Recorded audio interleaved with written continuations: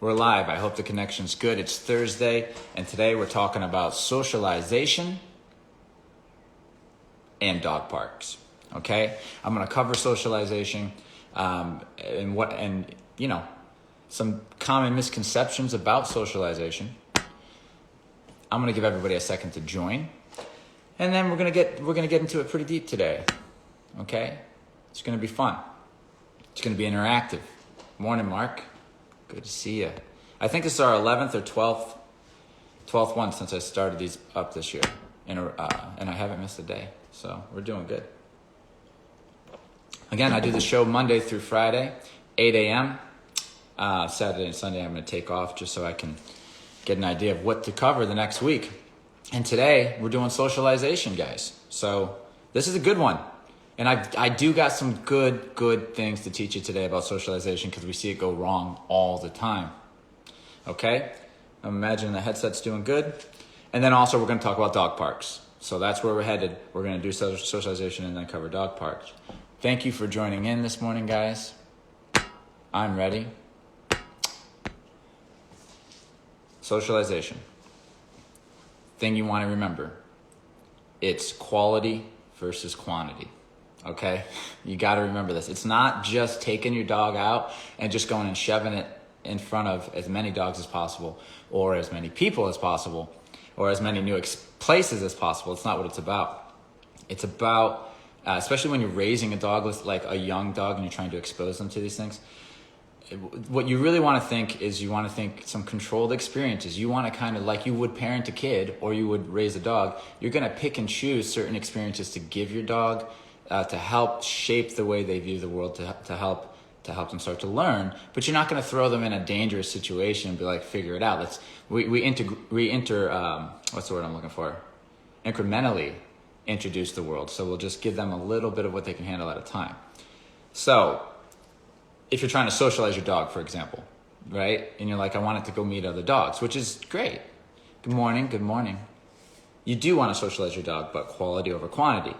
What you don't want to do is just take this dog, throw it into a dog park with all these dogs you don't know and all these owners and just say, go learn. He'll learn all right. Oh yeah, he'll learn. He'll learn all sorts of bad things and he's going to have a lot of bad things happen to him. So we gotta relook at socialization and think of it as quality and really what are we trying to achieve. It doesn't have to be 1 million dogs, but your dog does need to learn how to greet other dogs properly and how to then play with them properly and all this. So the way we like to think of it is we start with controlled experiences, which is technically training, I suppose. We try to make them feel organic, right? But it's planned. So it's better to have controlled experiences first, teach your dog the skills it needs to know, and then go to the organic ones. Otherwise, it's just going to be a shit show. And what happens, the reason why this is a problem, it's more than just a bad day at the dog park. You're changing and shaping your dog's association to the world. Because the way dogs work, in case you're new to this channel, I talk about associations all the time. The way a dog actually works, they're primarily a reactive animal. So what they do is they get themselves in a situation for the first time. They react in, let's say, I'm not going to do the same examples that I always do. I bore myself, but let's say a dog who's creating their association to what a knock on a door means for the first time. Okay, so this dog's never experienced a knock on the door. It's a young dog. It hasn't paid attention before. Today, it gets a knock, knock, knock, and it says, what the heck is that? That startled me. And it might even bark because it got startled, but it doesn't really know what's going on. It's in a new experience, a new environment with a new experience, so it's just paying attention for the first time. So it's just soaking it up. Here's the thing, is how this dog reacts. If it's successful, then the next time this event happens, he's going to go into that behavior again. And after like 2 or 3 times of the same event happening and them doing the same behavior, now they're just on autopilot. Now they said, that's how I behave once this event happens, and how I know this is happening is when the knock on the door happens, which is the trigger. So it gets to the point where you let a dog do this for a while, you can take your hand and knock on a door, and you can watch your dog trigger into a specific state of mind with a specific amount of adrenaline and with specific behaviors that it does. Bark, bark, bark, right?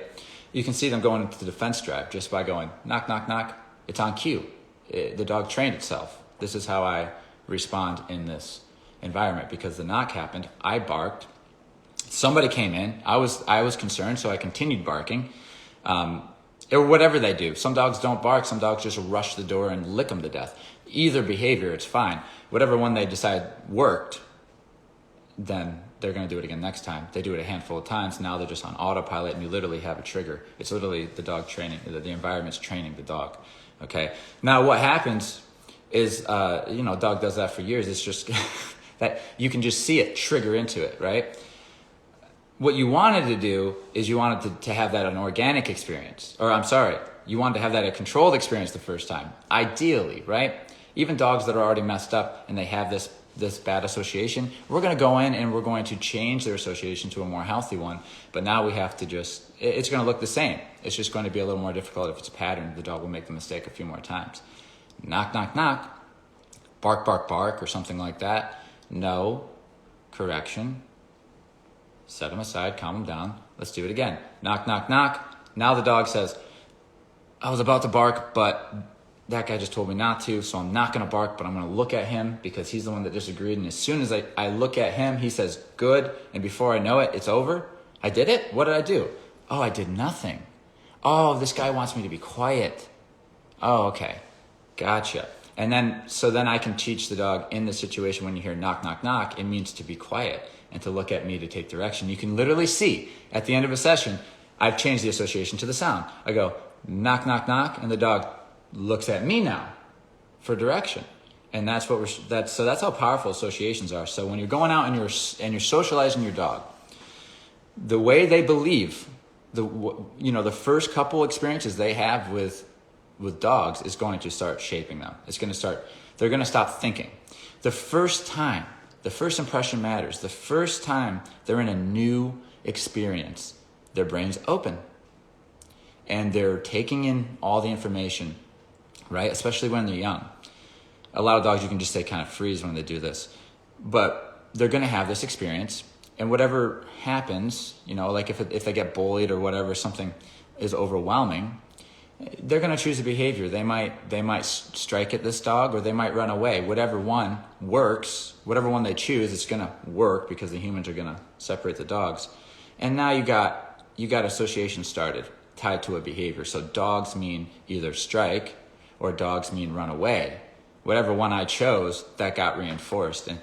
And so you really got to know what you're doing when you're socializing the dog. So what is the goal? What is the goal? How to say hi appropriately, dog to dog. How to say hi appropriately. What's rude behavior and what's not. You can do this on a puppy date with two friends who have somewhat control over the dogs. This is a more controlled experience where you get the dogs together, not random dogs that you don't know with people you don't know who aren't paying attention. It just sounds silly, I know, but people do it all the time. You get them together with dogs that you think are going to be a healthy influence, okay? And with people that understand dogs for dogs, And the whole thing is to teach this dog who is not socialized what's inappropriate and what's appropriate behavior. And if you have a good dog to introduce them to, that dog will practically do the work for you, right? Monitored. And so that can be the first, a healthy upbringing before they start getting into conflict. Because yes, they're going to get into conflict at one day, and it's like having a kid. They're going to fall, all right? They're going to fall down. But before they do it, I want them to have a certain amount of healthy experiences with some shaping from the humans to help them view dogs and the world a certain way before we go out organically into the world, because shit's going to happen. Listen, your dog might get struck at by another dog, but that's not going to make him crumble. If that was his first experience, that might make him crumble. You know what I mean? So we really got to protect our dog's experiences, and that's the raising process. Same with a kid. You're not just going to throw a kid into experiences that they can't handle. You're going to build it up. So if you can do that, and you can hang on and not go to those dog parks because it seems like such a fun thing to do. We're going to get to dog parks, by the way. I'm going to talk about them. You can actually start to give a dog a proper belief system, not one that's plagued with like superstitions and stuff where dogs panic you for no reason, like I'm afraid of cars and I'm afraid of this, I'm afraid of that, or I see everything as a toy, the whole world's a toy, everything's for me and nobody knows how to calm me down. This is the trouble people get into. So socialization, whether it's with people or dogs, If you don't know how to do it, obviously do a little homework or hire somebody who knows what they're doing, but you're going to know it's quality over quantity, okay? Once a dog can make it through the world, like it's familiar with dogs and people and new places to a degree, cars and woods and inside people's homes, inside a store, that kind of stuff, that's pretty much all you got to get covered. Once you've done your controlled experiences and you feel like your dog's getting, understanding how to get through the world, listening to you and doesn't have any really terrible associations to anything, it's feeling pretty healthy, now we can start really doing organic stuff where your dog has the coping skills and the training and some underlying socialization so that they have a proper belief system. Now you can start going and doing things organically and teaching them. The world isn't always safe. Things can happen, and there are dogs out there that are going to look at you and flip you the bird and all that stuff. But that's not going to be your first experience. I want to give you a foundation first before we get out to the crazy world, because dogs are crazy out there. And we're going to get to the dog park thing. And the stuff that we've seen over our days, man, and the things that you hear about. So let me make sure I'm on track here. Thanks for joining, guys. It's Thursday. We start these things at 8 a.m. Monday through Friday. Take the weekends off. Today we're talking about socialization, quality versus quantity, and we're going to get to dog parks, okay? We're going to get to dog parks. I just want to make sure I've got everything here. I made some notes. No, I think I did it. So when you're socializing, you're looking for those controlled experiences until your dog's got proper associations, and then you're going to go do organic experiences, okay? So especially with hot ticket items, like you want to have controlled experiences where you're teaching the dog how to behave around people and dogs, and maybe like a couple events that you do often, like the walk,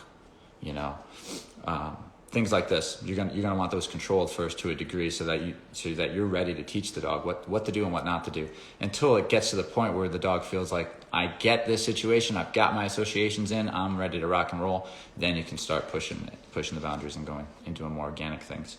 Okay? And as far as people like needing every person to pet your dog, you don't. To socialize your dog to people, you don't. You just need a handful of different experiences with people, but you don't need 100 people that you don't know touching the dog. In fact, that's how dogs get messed up. The association gets messed up. You get a dog to have a bad experience with a person young a few times, and then that's their association to people. And that's what happens. That's how simple the dog is. But you let that go for years, and then it ends up at a place like this. We will have to work against that old association and change it. And that's what it's all about, because that's how the animal works, and that's why it's such an adaptable animal, and that's why it's so amazing. Okay, so when you're socializing to people, you want to hand select the people, right? And you want to know what you're trying to accomplish. You're trying to accomplish teaching the dog how, first of all, that this thing is not a harmful being, and just because it's big and it might be a man or with a hat on or with a beard, I want to show you today that he's friendly. I want you to build a little bit of a relationship with him. We'll be coming back tomorrow or next week. We're not going to push you to do anything with him. Just hang around him. But eventually, once they become familiar with this person, especially if there's some good moments that happen the first time, you see a tail wag and the dog's like, I remember you, and this was good. So that it starts to bond a relationship with this person. And that's, to me, taking the time with that one person and then moving on to another one is way better than going and being like bringing the puppy to a fucking party thinking like, this is how you socialize it. That's going to be so overwhelming for the dog, and you're going to fuck it up in so many ways. In so many ways you don't even know, but you just brought a puppy to a party a few times. It's like, but that, you see people do that, barbecues and things like this, and it's like some dogs can handle it. Some dogs genetically are fine, but you don't know what you got really when it's that young. If you get one that's a little bit more insecure, it has a couple bad experiences while it's there a few times in a row, and it's like, that's all it takes. It's all it takes. It's all it takes. So those early moments with your dog from 8 weeks to 9 months, 6 months to a year, there's a process. You're going to want to have those controlled experiences, okay? So make sure our dog's got the right belief system up here. Otherwise, it's going to get real wonky, and they're going to start being afraid of things they should not be afraid of, like a leaf blows across the road, and they're like, fuck, a leaf, what is that? I see these dogs. And I also see the opposite end of the spectrum, where it's the dog who just is so excited about everything. Oh my God, a leaf! I'm excited. Oh, a tree. Oh, a truck, another truck, a dog. And then they can't turn off. That's the same problem. Well, that was created by the same type of owner. It's just the genetics determined on whether it was going to be a super amped up, happy, energetic guy or a kind of nervous and insecure. That was just genetics. But if you give those two dogs to the same owner, they're going to develop into, the worst of the insecurity is going to come out and the worst of the hyperactive is going to come out. And that's because nobody stepped in to correct and then balance out the behaviors, okay? So, socialization, quality over quantity, dog parks, baby. We're halfway through this thing. Thanks for joining. I'm sure you guys already know our view on dog parks. They're really dangerous. But I just want, just in case you're new, and maybe you don't even have a dog. Some people join on here, they don't even have a dog. Just imagine this. If we were talking to like an alien or something and they want to know what a dog park is. Imagine how you describe it. Now, this is what I would say for a visual. You imagine 20 dogs who all come from different backgrounds, different temperaments. You don't know them. They don't know you. Nobody knows anybody, right? And also on top of that, imagine that one of the main reasons they're in this box together is because they're all lacking exercise because they've been pent up in the house all day. And we don't have enough control over them to take them somewhere nice. So we need to go to the dog park because that's where our fence is. Plus, that's where our friends are, right? Imagine this. The dogs all I need to get this energy out. And I don't really listen to my owner very well, right? And I'm at that age where I want to hump everything, right? And there's 20 of them. You don't know where they are. You put them in a cage, you sit back, and you say, have at it. That's a dog park.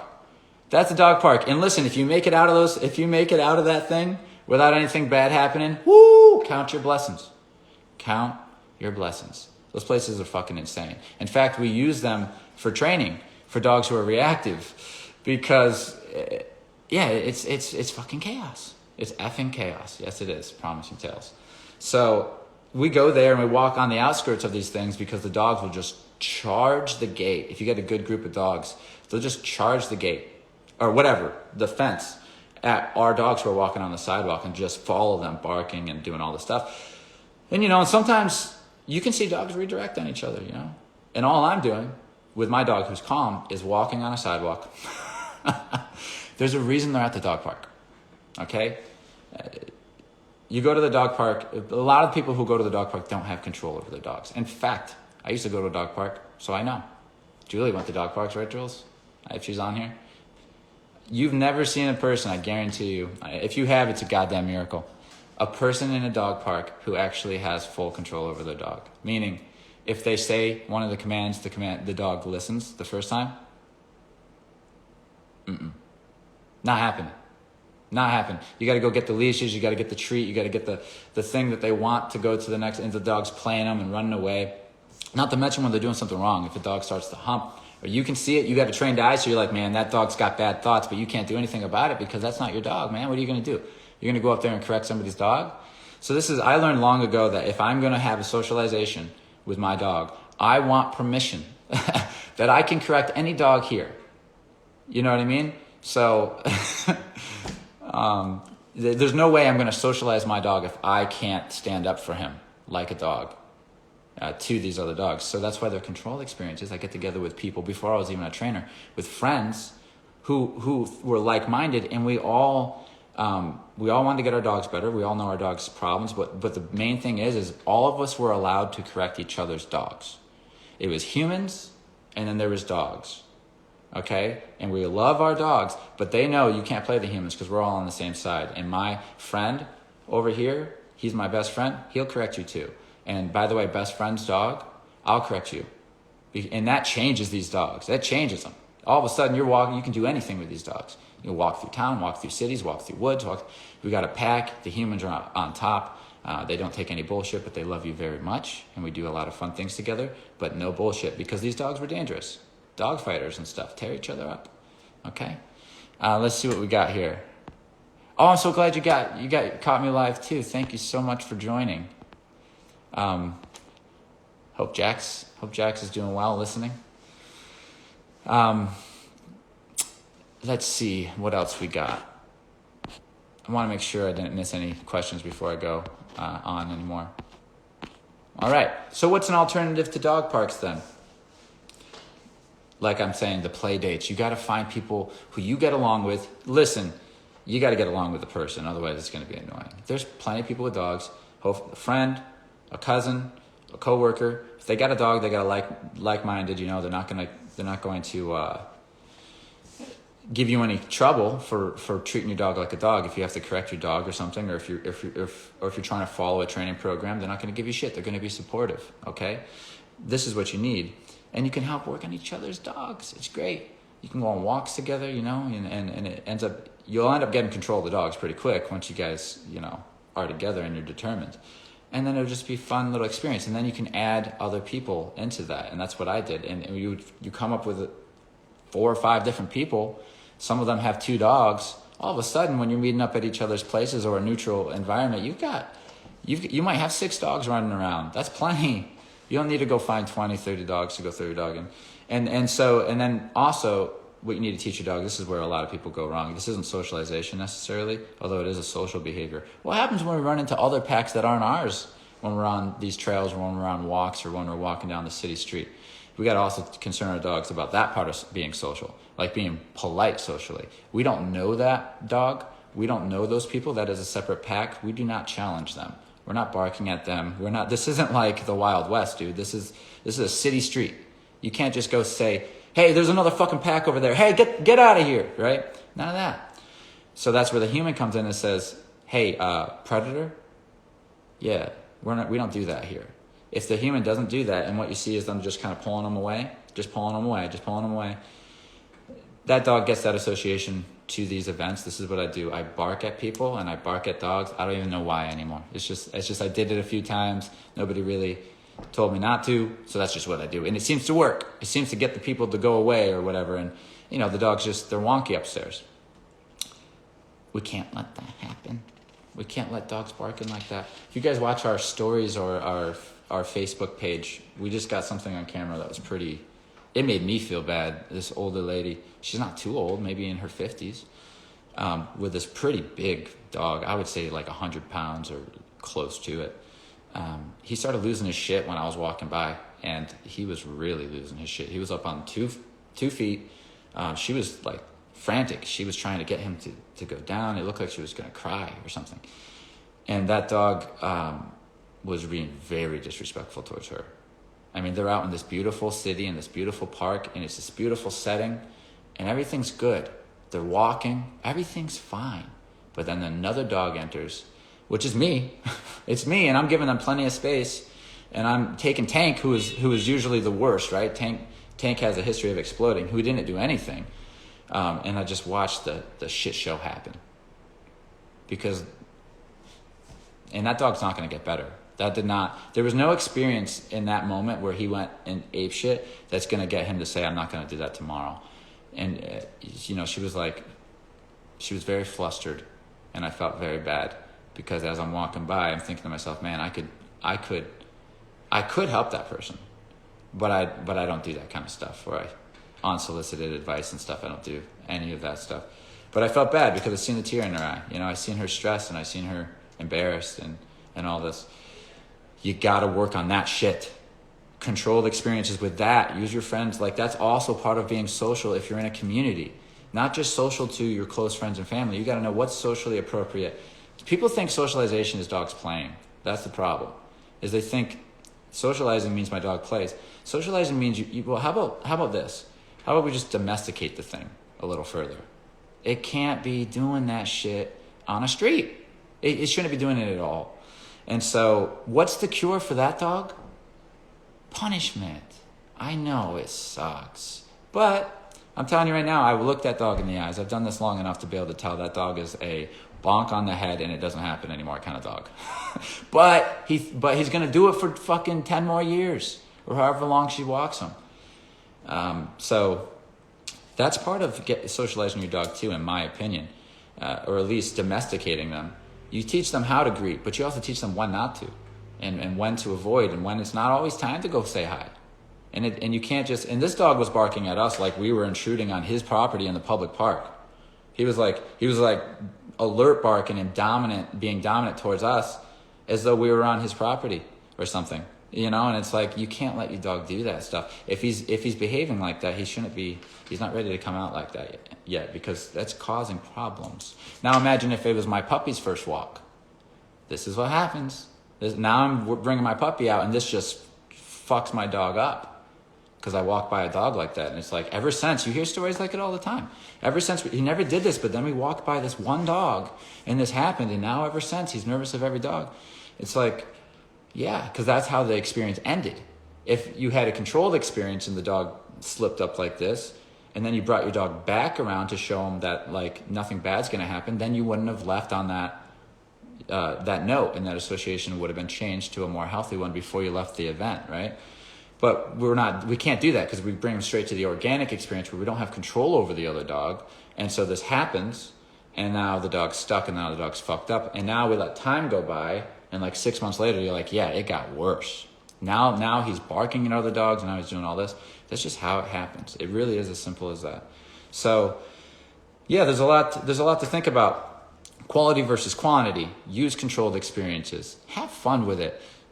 Do puppy play dates. I fucking love that shit. That's great. And you don't have to worry about having dogs who are just looking to hump your dog or to bully your dog. You don't have to worry about that situation happening and then not being able to leverage respect out of it. That's the thing, is these things aren't bad situations. Like a dog messing up or a dog trying to be dominant is totally natural, and we can expect it to happen. The thing is that I'm doing a play date with my friend.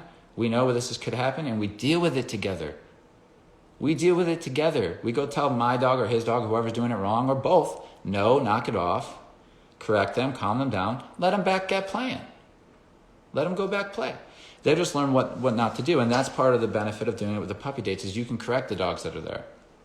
Now, I've been in a situation in the past where my dog's being messed with, and I'm trying to tell the owner, your dog's causing trouble, and of course it's not what they see. They see your dog's causing the trouble. People don't. They have a lot of trouble reading dogs. Okay, so if you're frustrated at the dog park, I'm here to tell you you're not alone, and that I want to go back. It's not worth the exercise. Well, he needs his exercise. It's not worth it. It's not worth it. Okay? So that's about it as far as my message goes for the day on dog parks. They're dangerous. Julie used to go. She told me, and I remember this at mine too. Whenever the new dog would enter the dog park, the cage, everybody would just stop what they were doing, and they would head to that door and just crowd it. Just can't wait for that new fucking dog to come in. And, if you're trying to move your dog out of the way, it's struggle city. You could even get redirected on, which if you go to the dog park, you're going to see some shit. You're going to see some shit. And then you got to let your dog into this just massive crowd of disgusting young male dogs who just want to freaking hump, and dominate. And you got to let it just squeeze through it, and you get its ass sniffed and all this shit with all these dogs who are completely just no control from the humans, and like they can't stop them from doing anything. It just feels weird. It's like putting your kid into like a really uncomfortable situation. Or maybe you're the one who has the dog who likes to bully, so it wants to go in there, and you can handle it. So it's like, boom, let me in, let's play this fucking game. Maybe your dog's the one who's doing the bullying, and then it's becoming a bully, and that's how it gets its confidence. If it looks like it's getting exercise and all that, yeah, it's not. I mean, it is getting exercise, but it's really getting some bad associations created. Okay? All right, and none of those dogs behave at home. I can tell you that right now. I don't know that for a fact, but I can tell you right now. They don't behave. That's why they're at the dog park. Okay, that's the message. Any questions or anything like that, of course, I'm going to go through and make sure I didn't miss any on here. Leave them in the comments. Any direction for future lives, leave them in the comments. And I will read them and try to answer them, and also try to steer the direction of these lives in the direction of what people are asking for. I appreciate it, guys. Keep doing the good work. Thank you, Mark. Remember, quality over quantity. We can do controlled experiences just to show our dogs what not to do, what to do, get them somewhat of a foundation, and then start bringing them to the real deal, start doing the real stuff, and we'll see a better, they'll already know how to take our direction under stress a little bit, and that's part of raising them too. And these controlled experiences, they eventually get to the point where they're a little stressful, right? They can be, just so we can give the dog the coping skills and teach them how to work through with us through even stressful situations. That all happens before we go and start just walking through the world together. Okay? Working through crate issues. Love these. Thanks for sharing your knowledge. Awesome. Now this is the time to have a little conversation. I have a few minutes. Everybody else who's got to go, thank you for joining in. I really appreciate you guys. And we will see you tomorrow, which is Friday, so we'll try to make it. I don't know what we're going to do tomorrow. I still don't know. So working through crate issues is a great one, and maybe I can actually do a full one on that. That's actually a really good topic to cover, because if you have problems in the crate, life gets stressful at home because we're adults. It's a busy life. Sometimes you just need a place to put your dog where you know they're in there. They're not having any unwanted experiences. You guys remember me talking about that. That's especially when you're socializing your dog. You can just throw them, or raising your dog in the first year. You can just put them in the kennel if it's done right, and they relax, and you don't have to worry about anything, right? But if it's going wrong, it just makes everything starts to get worse. I think if the crate issues are worse, are bad. So let me write that down, and I'll see if I'll do an entire live on crate issues, okay? Because we do solve them here regularly. We solve, I say solve, right? Like I fix the dog, but the thing is that I just teach the dog what it needs to know to be able to have a healthier view on being in the crate, really is what ends up happening. But we can help a dog get over separation anxiety and bad separation anxiety too. Crate anxiety or like the phobia of being in a closed-in space, this can all be done. There's work out there that works, and it doesn't take years either. It does not take years. It can take weeks to a month for really, really bad cases, but it's worth it. And there's some bad cases out there that we've seen. So I'll do crate issues. And again, if anyone else has any other suggestions, I'm writing them down, because otherwise you're going to have to wait till the live stops and put it in the comments, because these comments do not show up after the live stops, unfortunately. It doesn't go into the comment section or anything like that. So canine conduct, I'm doing that one for you. Okay, perfect. Appreciate it, guys. Again, see you tomorrow, 8 a.m. Thanks for joining in. I really appreciate you guys. Socialization, it's an important one to get right. See you guys tomorrow.